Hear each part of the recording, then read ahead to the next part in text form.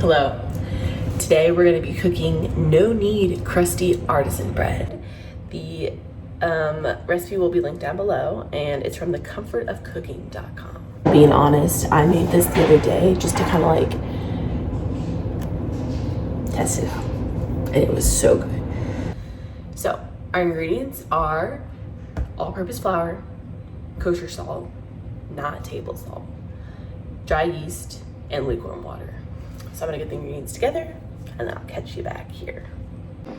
Okay, so we got the flour, kosher salt, yeast, measuring cups, bowl, and then I will get my lukewarm water when it is time. Hannah and I are making some bread. I'm not sure what recipe Hannah is making, but I know she tested it out the other day and it looked good. It looked like a rustic loaf. So I'm gonna be cooking from this cookbook, Julia Child.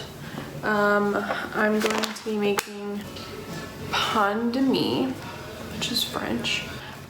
Basically it's just sandwich bread. I've got my apron on. Good company for all of you Texas people. First, we are going to gather the ingredients.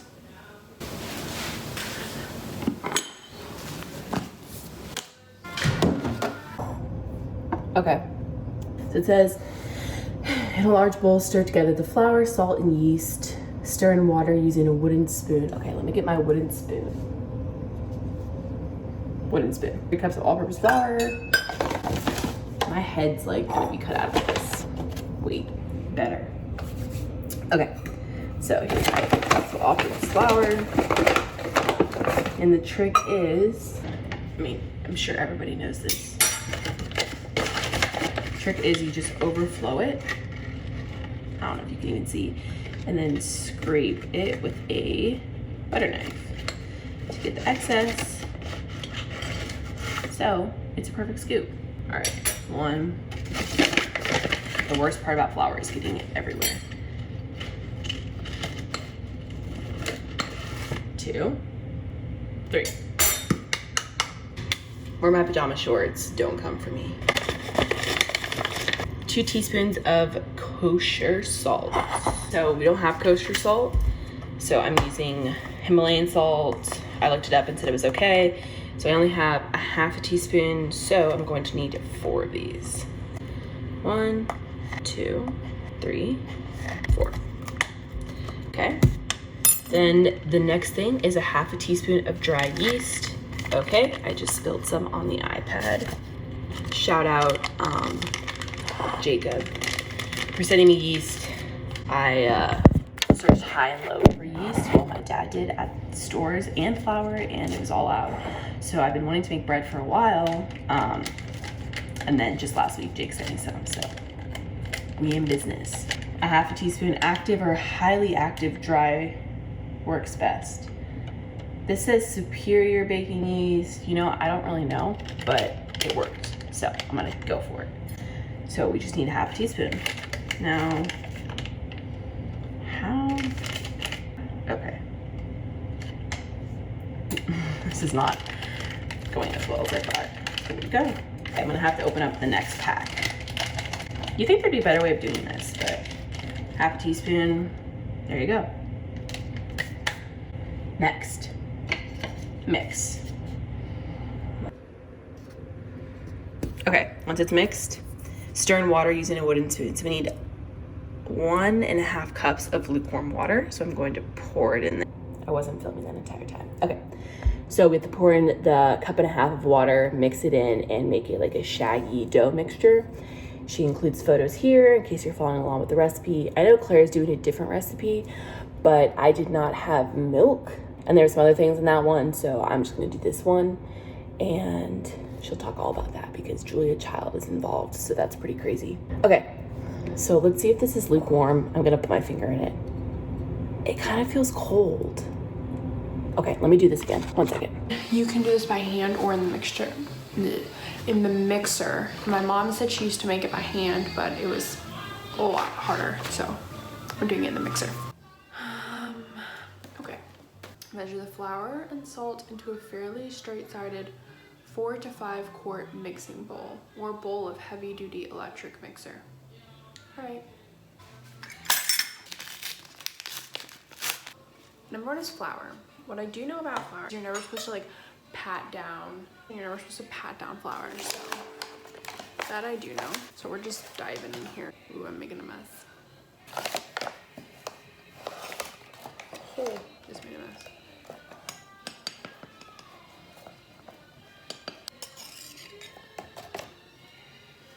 I'm gonna be so surprised if this turns out. There's just like so many moving parts to it. Yeast time, which I'm a little afraid about, but let's see what we can do here. Dissolved in 3 tablespoons of tepid water, which tepid water is 105 degrees. So I'm gonna get a thermometer. This is too hot. Oh, it just burned me. Okay. It's like steamy. Alexa, what does tepid mean? Oh my god, I forgot I have a thermometer. So the adjective tepid is usually defined as moderately warm, lukewarm. For more, ask me to give you more definitions for tepid. I'm like over here trying to like guess what tepid means, and I have a thermometer. 5-second rule. We are way past 105. We're at 110. Okay. Round 4. Hope it's going better for Hannah. Okay, I think this is perfect. So we're gonna act quick. I'm gonna dump this yeast like sugar. So if you sprinkle a little bit of sugar on top of rising yeast, then it will speed up the process. So we're gonna wait for this yeast to rise. I feel like next time we do one of these, Hannah and I should make pasta. I feel like Hannah's gonna be really good at it, and also I'm sure she's made pasta before because her grandpa was like a fantastic Italian cook. My family does not dabble, so it could be fun. It's rising. How do you know when the yeast is done rising, Mom? That looks pretty good.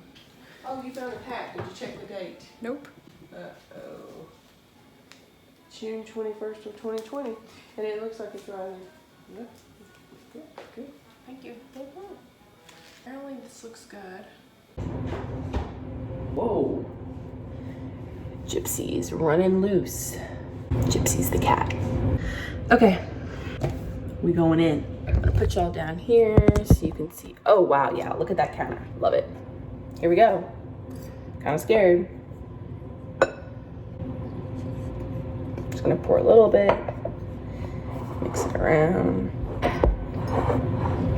I need like an assistant or something, but my mom actually left the house for the first time in a long time. She's gonna go check out the Jiffy Lube line because she wants to get the oil done, and I guess you could just sit in your car and do it.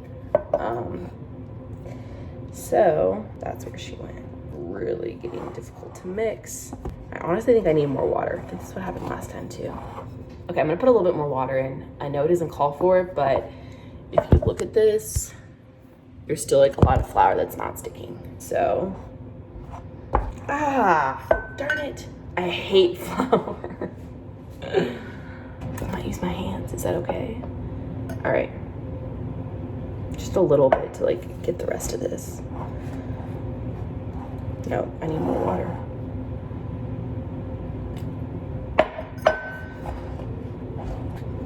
See, there's like stuff that's not sticky. Try not to work it too much, they say, but you gotta get it all in here. I may have put too much water, we'll see. That's the fun in this, you know, we get to see what happens. Okay, I'm not gonna put that in. Pretty sure we just cover it up. Now, an issue is that we don't have saran wrap, so I used aluminum foil last time. And I let this sit for 24 hours last time. It is 11:09 a.m. right now, so I'll probably let it sit for like, I might do 24 hours, so I might have to check back in tomorrow, but we'll see. So I need to cover it, and then you literally just let it sit. Yeah, it says let sit anywhere between 8 to 24 hours at room temperature. You want it to rise and bubble to the surface. She let her rise for about 9 hours. So here's our, where's our, oh my God. Okay, just had a slight scare. I thought we didn't have any aluminum foil left. Shaggy. Here's what the gals looked like. Pretty close. And now I'm gonna cover it with Reynolds wrap.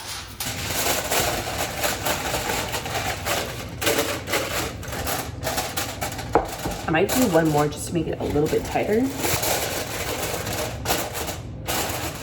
I know some people, I mean, you're supposed to use, oh, yeah, no, okay. I thought I just saying that. Now, I'm gonna take it, place it over here in our little, wow, that was close. I'm gonna let it sit for maybe 24 hours. On milk, which I'm pretty sure has to be tepid. Yeah. Oh my god, I'm so dumb. I don't need more tepid water. It's supposed to be milk.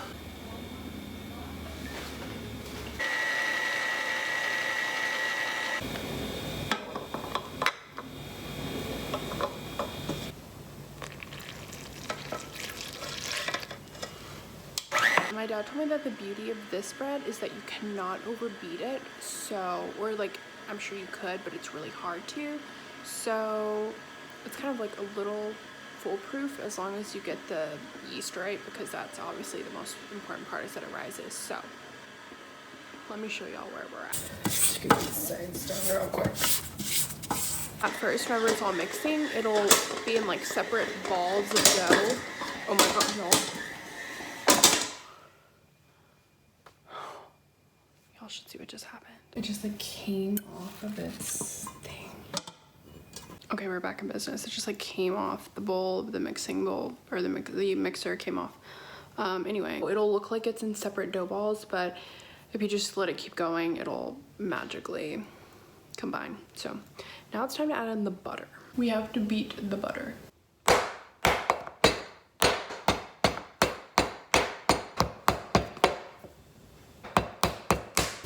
Make it malleable, but still cool.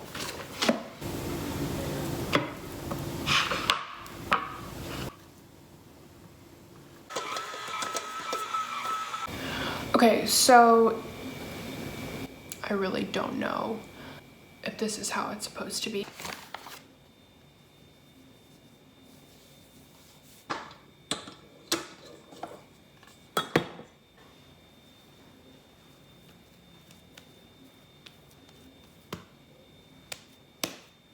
Okay, so we're gonna let that sit for 2 minutes. This is what I've come up with.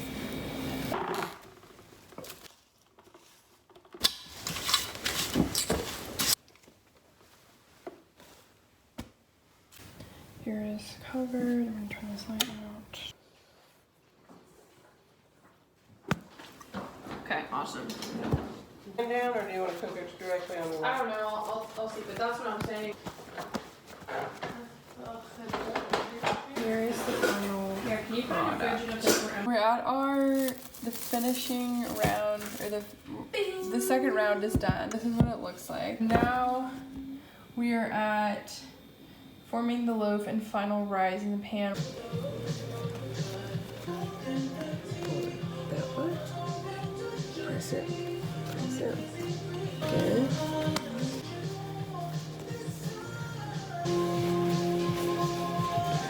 Here is the final loaf. Alright, so it's finally time to put this sucker in the oven.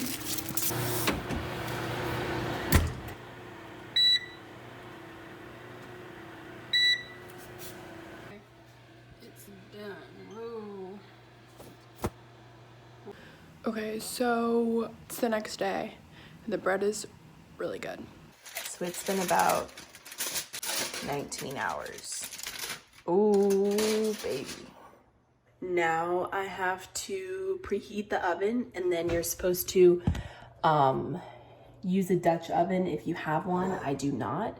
So you can use like a oven safe dish, put some aluminum foil over the top. So I'm gonna preheat my oven to 450 degrees, and I'm gonna put this inside so it preheats. So I just washed my hands. What we have to do here is put the dough on a surface with flour, and we kind of just knead it into a round dough ball. So let me get my flour.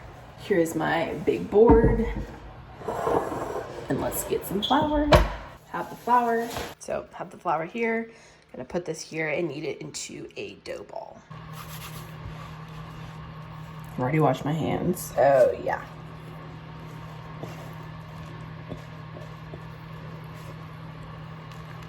Almost perfect. You don't want to play with it too much. So put it into a round dough ball. And then, since my pan isn't, what's the word? But because it's not that, I'm gonna put a piece of parchment paper underneath the dough right now. That way it does not stick to my pan. Ah!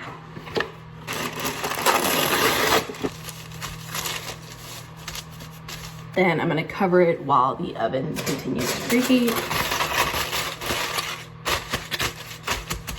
So now we wait about 20 minutes maybe. I don't know how long it takes to preheat. Huh. Move this over here. So that's it for now, and I'll be back soon. It's at 450. Sometimes our oven does that. Taking this out, white hot, so be careful. That goes here. Then, okay. Taking this, I have to cut the edges. Cooking some bacon in the background, turkey bacon. Okay, then I'm gonna take my aluminum foil. Actually, I'm gonna get a new aluminum foil, cover it. Be careful, because it's very hot. Okay, this part's definitely not glamorous. Then, I have to put it back in. So because I don't have a Dutch oven, I had to like put aluminum foil on top of it, but it did not like stick very well. So since I already did this before, I know that I'm going to have to cook it for about 10-15 minutes longer, the bread. So in case anyone else doesn't have a Dutch oven like me, just know that you should add some more time on. So now I'm gonna set my timer for about 30 minutes and I'll catch back with y'all.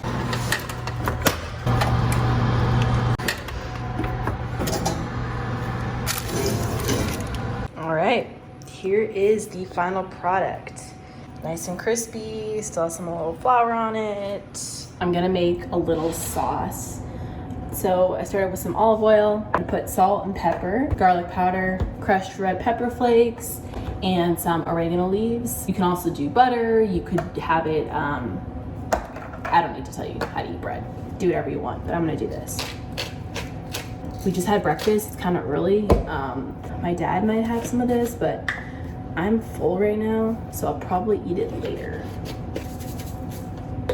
I would love like salami and cheese, like a sandwich out of it. That would be awesome. All right, we're gonna cut the bread. You ready, Claire? Here we go. Oh yeah. Hot. Yeah, careful. We don't have a bread knife. There we go. Ooh, show the holes. You ready for the taste?